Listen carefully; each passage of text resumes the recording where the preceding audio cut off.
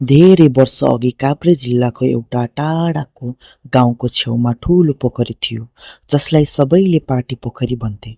दिनमा त्यहाँ मान्छेहरू पानी लिन जान्थे, तर रात पर्न साथ कोही त्यतातिर जाँदैनथे। कहानी चल्थ्यो, पोखरीमा पानी लिने जो पनि राति गयो, बिहान फर्केर कहिल्यै आएन। एक दिन गाउँको युवाहरूले हिम्मत देखाए। 4 जना साथीले राति मसाल बोकेर पोखरीसम्म पुग्ने निर्णय गरे।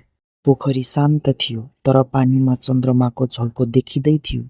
अचानक पानीभित्रबाट सेतो कपडामा एक स्त्री बाहिर निस्किन्। उनको कपाल ढाकिँदै थिए, अनुहार देखिँदैनथ्यो। साथीहरूले डरले भाग्न खोजे, तर खुट्टा भारी जस्तो लाग्यो। स्त्रीको आवाज आयो, मेरो कपाल कुम्लाइदेऊ अनि तिमीहरू बाँच्नेछौ। सबै साथीहरू थरथर काँप्दै हेरे। एउटा मात्र अगाडि बढ्यो र उसको कपाल छुन खोज्यो। जुनै क्षण ऊ पानीभित्र तानियो। बाँकी 3 जना कराउँदै भागे। भोलिपल्ट बिहान पोखरीमा उसैको जुत्ता मात्र भेटियो। त्यसपछि गाउँलेहरू डराउन लागे अनि पोखरी नजिक पनि जान छाडे।